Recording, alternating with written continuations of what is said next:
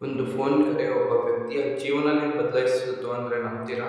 ದಿನನಿತ್ಯ ನೋಡಿದ್ರೆ ನಾವು ಕ್ರೈಮ್ ಸುದ್ದಿ, ಬರೀ ಕ್ರೈಮು, ಸೈಬರ್ ಕ್ರೈಮ್ ಆಗಿರ್ಬೋದು, ಯಾವ್ದ್ರಲ್ಲಾದ್ರೂ ಒಂದು ನಮ್ಮ ಕರ್ನಾಟಕ ಆಗಿರ್ಬೋದು ಬಳಲ್ತಾನೆ ಇದೆ.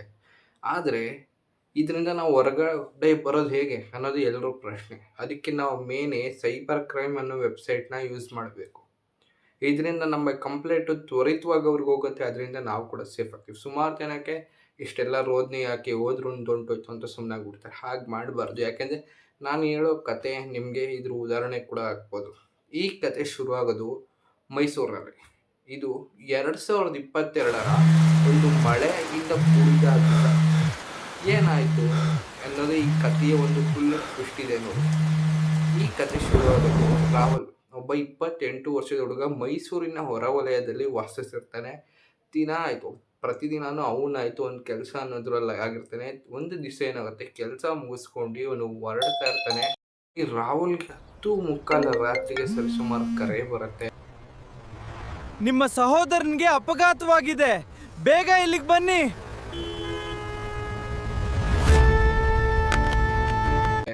ಆ ಕರೆಯಲ್ಲಿ ನಿಮ್ಮ ಅಣ್ಣನಿಗೆ ಅಪಘಾತ ಆಗಿದೆ ಅಂತ ಒಂದು ಮಾತು ಕೇಳಿಸುತ್ತೆ. ಈ ಸ್ಥಳಕ್ಕೆ ಬನ್ನಿ ಅಂತ ಕೂಡ ಹೇಳ್ತಾರೆ. ಎಲ್ಲ ನೋಡಿ ದಿನನಿತ್ಯ ಕೆಲಸ ಆಯಿತು ಅವನಾಯ್ತು ಅಂತಿದ್ದು ರಾಹುಲ ಹೇಗೆ ತನ್ನ ಅಣ್ಣನಿಗೆ ಈ ಥರ ಒಂದು ಇನ್ಸಿಡೆಂಟ್ ಆಯಿತು ಅಂತ ತಕ್ಷಣ ಯೋಚನೆ ಮಾಡದೆ ಆ ಫೋನ್ ಕರೆಯಲ್ಲಿ ಇದ್ನಲ್ಲ ಆ ವ್ಯಕ್ತಿ ಹೇಳಿದ ಜಾಗಕ್ಕೆ ತನ್ನ ಬೈಕನ್ನು ತೆಗೆದುಕೊಂಡು ಅದ ಜಾಗಕ್ಕೆ ಹೊರಡ್ತಾನೆ. ನಂತರ ಇವನು ಬೈಕ್ ತಗೊತಾನೆ. ಅವಸರದಲ್ಲಿ ಪೆಟ್ರೋಲ್ ಹೋಗಿ ಪೆಟ್ರೋಲ್ ಶಾಪಲ್ಲಿ ಪೆಟ್ರೋಲ್ ಹಾಕಿಸ್ಕೊತಾನೆ. ಯಾಕೆ ಅಂತಂದ್ರೆ ನೀವೇ ನೋಡ್ಬೋದು, ಒಬ್ಬ ದಿನನಿತ್ಯ ಬೆಳಗ್ಗೆಯಿಂದ ಸಂಜೆ ಕೆಲಸ ಮಾಡೋ ವ್ಯಕ್ತಿ ಎಷ್ಟು ಬ್ಯುಸಿ ಇರ್ತಾನೆ ಅಂತಂದರೆ ಅವನಿಗೆ ಪೆಟ್ರೋಲ್ ಹಾಕಿಸ್ಕೊಳ್ಳೋಕೆ ಕೂಡ ಟೈಮ್ ಸಿಗೋದಿಲ್ಲ. ಅಂಥದ್ರಲ್ಲಿ ಇವ್ರ ಅಣ್ಣಂಗೆ ಈ ಥರ ಇನ್ಸಿಡೆಂಟ್ ಆಗಿದೆ ಅಂತ ಗೊತ್ತಾದಾಗ ಅವ್ನು ಯೋಚನೆ ಮಾಡಿದ್ರೆ ನೆಕ್ಸ್ಟ್ ಶಾಪಿಗೆ ಹೋಗಿ ಹಾಕಿಸ್ಕೊಂಡು ಅವ್ರು ಸೂಚಿಸಿದ ಜಾಗಕ್ಕೆ ಹೋಗ್ತಾ ಇದ್ರೆ ಅಲ್ಲಿ ಹೋಗಿ ನೋಡಿದ್ರೆ ರೋಡೇ ಇರಲಿಲ್ಲ ಅಲ್ಲಿ. ಅವನಿಗೆ ಒಂಥರ ಶಾಕ್ ಆಗೋಯ್ತು. ಇದೇ ಅಡ್ರೆಸ್ ಅಲ್ವಾ ನಂಗೆ ಹೇಳಿದ್ದು, ಯಾಕೆ ಇಲ್ಲಿ ರೋಡ್ ಇಲ್ಲ ಏನಿಲ್ಲ ಅಂತ ಅವನು ಯೋಚನೆ ಮಾಡ್ತಿರೋ ಟೈಮಲ್ಲಿ ಇಬ್ಬರು ಮಾಸ್ಕ್ ಹಾಕೊಂಡಿರೋ ವ್ಯಕ್ತಿಗಳು ಅವನ ಮುಂದೆ ಎದುರಾಗ್ತಾರೆ. ಆ ಮಾಸ್ಕ್ ಹಾಕಿರೋ ವ್ಯಕ್ತಿ ಏನಿರ್ತಾರೆ ಇದೆಲ್ಲ ಒಂದು ಪೂರ್ಣ ಸಂಚಿತ ಒಂದು ಉದ್ದೇಶವಾಗಿ ತೋರಿಸ್ಬೋದು.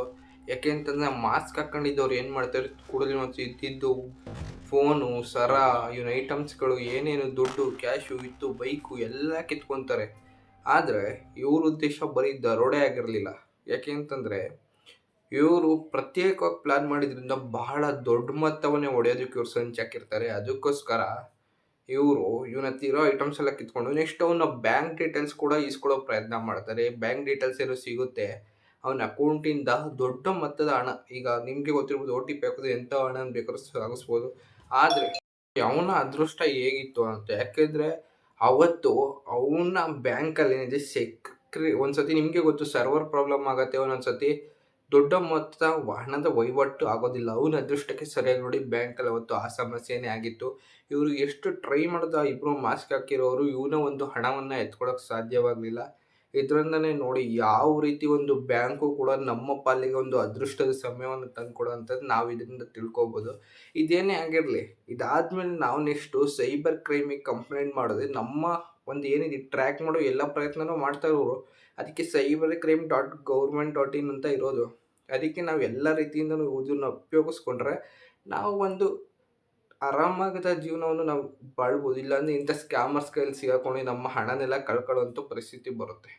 ತದನಂತರ ಈ ರಾಹುಲನ್ನು ಸುಮ್ಮನೆ ಹೋಗಿ ಸೈಬರ್ ಕ್ರೈಮ್ಗೆ ಕಂಪ್ಲೇಂಟ್ ಕೊಡ್ತಾರೆ. ಅವರು CCTV ಫುಟೇಜ್ ಆಗಿರ್ಬೋದು, ಈ ಕಾಲ್ ಲೊಕೇಶನ್ ಆಗಿರ್ಬೋದು, ಎಲ್ಲದನ್ನು ಪ್ರತ್ಯೇಕವಾಗಿ ಎಲ್ಲೆಲ್ಲಿ ಅಂತ ಅವರು ಹುಡುಕಿ ಅದನ್ನೆಲ್ಲ ಟ್ರ್ಯಾಕ್ ಮಾಡಿ ತದನಂತರ ಇದನ್ನೆಲ್ಲ ಸೂಕ್ಷ್ಮವಾಗಿ ನೋಡಿದ್ರೆ ಗೊತ್ತಾಯ್ತು ಇದೆಲ್ಲ ಚೈನ್ ಲಿಂಕು. ಬರೀ ಈ ಜಾಗದಲ್ಲಿ ಸುಮಾರು ಜನನ್ನ ಕರ್ಕೊಬಂದು ಈ ಥರ ಮಾಡಿರೋದು ಅವ್ರ ಕಣ್ಣಿಗೆ ಬೀಳತ್ತೆ. ನಂತರ ಆ ಟೀಮನ್ನು ಹಿಡಿತಾರೆ, ಆ ಟೀಮ್ಗೆ ಶಿಕ್ಷೆ ಕೂಡ ಕೊಡಿಸ್ತಾರೆ. ಅದಕ್ಕೆ ನೋಡಿ ಪೊಲೀಸ್ ನಮಗೆ ಕೊನೆಗಾಗೋದು ಅಂತ.